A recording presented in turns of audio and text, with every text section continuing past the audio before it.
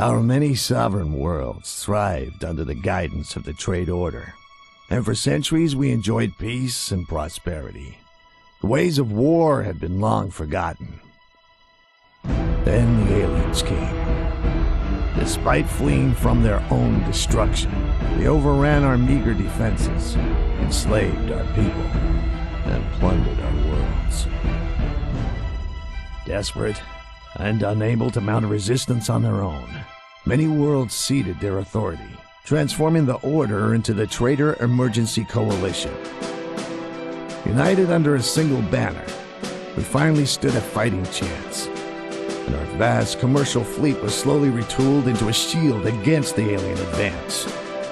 It seemed our fortunes were turning as we mounted a counter-offensive.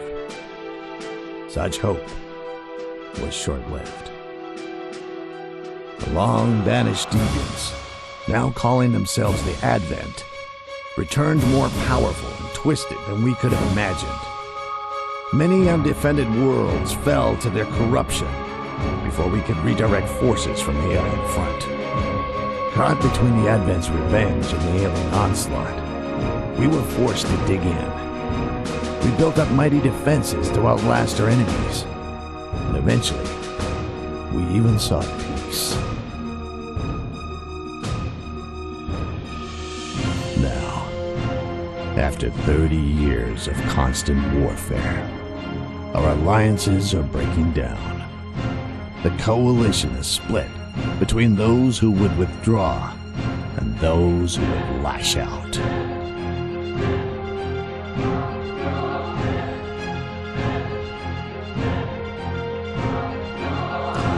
Rebellion has even started to fracture the unity of the Advent. Unsure if they still want to destroy us or one another.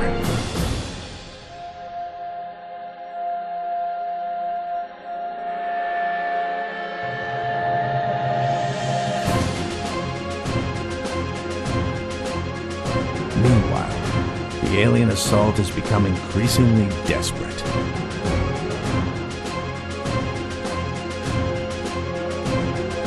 Most strangely, their outcasts may end up being our salvation.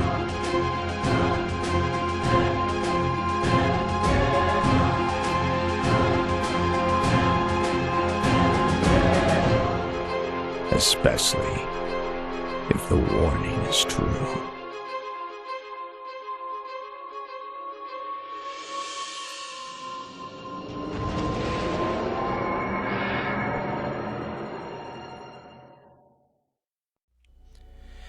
Hello ladies and gentlemen, and welcome to Let's Play Sins of a Solar Empire Rebellion. My name is eckohour, and I will be the disembodied voice hosting this Let's Play. So, Sins of a Solar Empire, or SINS as it's more commonly referred to, is a real-time 4X strategy game. It was a game made by Ironclad Games, which is known for its more popular Galactic Civilizations franchise. Rebellion is the third and final expansion of the Sins of a Solar Empire franchise. The original Sins of a Solar Empire game was released, I believe, back in 2008. The first expansion was Entrenchment, which focused on really just adding a bunch of defensive features, so a defensive technology track, as well as the noteworthy Starbase add-on, which is a monolith of a defensive structure and can wipe out entire fleets single-handedly. The next expansion was Diplomacy, which focused on fleshing out the, at the time, bare-bones diplomatic features. Now Diplomacy allows the player to actually interact with the other factions, whereas before it was simply the factions giving them quests in order to improve relations. This is the most recent one, Rebellion. Rebellion is the biggest expansion of the three. It goes so far as to split the three base races into two individual factions, a rebel and a loyalist faction for each. It expands upon the artificial intelligence, gives the game some much-needed graphics overhauls, and it also adds probably the biggest feature, the huge Titan class ship. You can see one behind the menu right here. This is one of the Vasari Titan ships. The Titans are massive ships, able to also, like the Starbase, take on an entire fleet single-handedly. However, without much further ado, we're going to jump right into this. We're going to go to single player, new game. We're going to look under large maps. I'm going to pick large map multi. Multi means that it's going to have multiple systems, so this one will have 3 stars as opposed to the random single, which would only have 1. We're going to make sure that all victory modes are off except for victory. You can have multiple paths to victory if you enable them. Diplomacy, research, occupation. Occupation means there's just one planet. It's kind of a King of the Hill type game. But for the sake of this game, I'm just going to keep it capital. We're going for dominance over this thing, so everybody's going to vie for control. We're going to leave Allied victory on, so if we develop allies through diplomacy throughout the course of the game, they will be able to win alongside of us. As far as game options go, we'll keep everything at a normal pace. We'll leave teams unlocked to allow for diplomacy to happen. We'll keep fleet sizes large for some exciting battles. Pirates, which are kind of a neutral faction you can throw at enemy players if you throw enough money at them. We'll leave that on just to make things interesting, and we'll leave Quick Start on. Alright, so let's go to play. We are the UIS Coalition. That's the Union of Independent Species Coalition. This is my own kind of faction that I formed. We're going to select the TEC Loyalists. The Loyalists are the turtling faction of the human class. The rebels for the TEC are more of the aggressive type. My playstyle is kind of a slow, hide behind my walls and build up a huge force to overtake the enemy. So let's just jump right in it, shall we? Alright, here we go. So as with every quick start, you're going to get a couple scout ships. We'll set those guys to explore. So off they go. They're going to path to, there we go, see the blue lines, it shows they're going to be jumping. They're going to start exploring all the undiscovered worlds around us. This is the traditional start for any 4X game. You start exploring. We're going to set our builds. We're going to go ahead and build the one capital ship that can actually colonize. And to help him out, we'll build a couple frigates to escort him. 5. The light frigate is the typical ship class that you're going to build. It's just a cannon fodder class. It's your frontline soldier.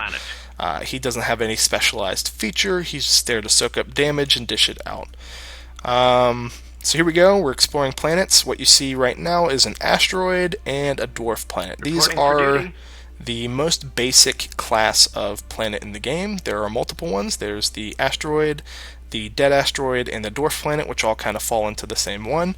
Asteroids and dwarf planets are relatively the same except for some minor differences.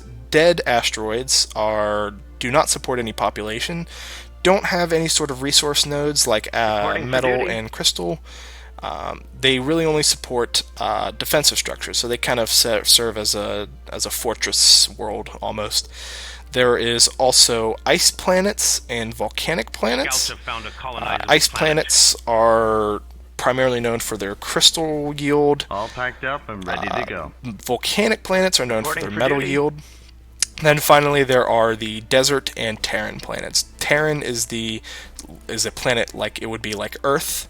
It's going to have oceans, continents. It supports the highest population, which means you're going to get a huge tax revenue from them. And it supports moderate logistics and defensive structures. Logistics is going to be your typical buildings like the shipyards, research structures. Actually, their fleet's ready, so let's just send them.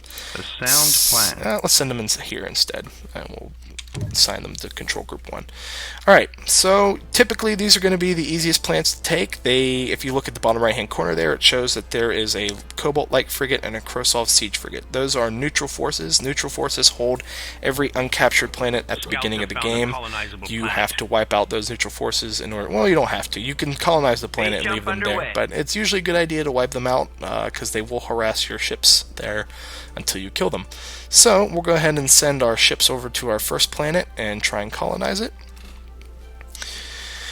There they go. So we've got a small handful of ships, but they're going to be enough to handle the 2 ships here. You see one, I've got 5 of them.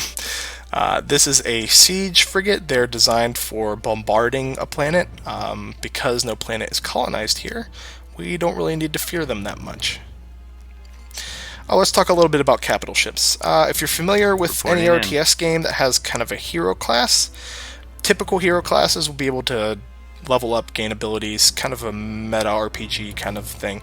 Well, the capital ships are like that in this game. They're going to gain veterancy throughout combat and throughout the course of the game.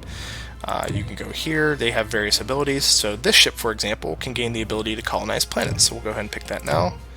It also has the ability to use an ion cannon. It can use a targeting buff for its other ships around it, and it has the armistice ability, which for a moment, or for a short time, makes it unable to be attacked, but then it cannot attack. Useful for getting away in a bind if you need to.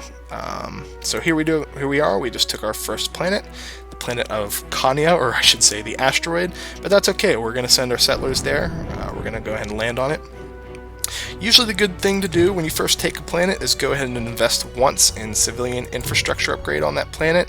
Every recently captured planet is usually going to cost you more credits than you gain. Look right down there in the bottom right, you can see that it's losing 2.2 credits per turn at the moment instead of gaining any credits per turn. But once this is done researching the civilian infrastructure, we will gain credits from this planet instead of lose. So we have now wiped out all resistance on this planet, so we're going to move on. We are going to go to a dead asteroid here. Right now we're too small to take on the force occupying a Terran planet. The larger planet, I should say, the more useful that planet is, the more difficult it is to seize that planet. So starting out, we don't really have much in the way of a fleet. We're not prepared to take it. As a matter of fact, to address that, let's build a few more ships. We will be able to send these guys on to another planet and take them in this stead. Let's see how many are here. Let's try and take the volcanic planet first, right? Let's go there, because we'll skip the dead asteroid because it really doesn't give us much at the beginning of this game. It's only going to give us the ability to build defensive structures, and right now we need to expand as fast as we can. The beginning phase of this game is really just one big territory grab. You try and blob out as fast as you can, get planets before the other factions grab them, because early game you're not going to be able to take planets from one another very well. You could try to rush the other team, but typically there's a lot more that they can do to stall you than you can do to overwhelm them. So we've got enough ships here. Let's go ahead and send them down to this dwarf planet.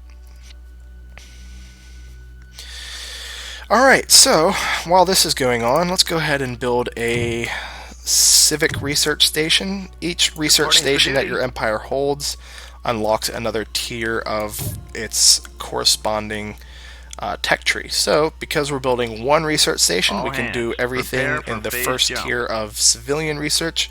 That will also affect diplomacy research.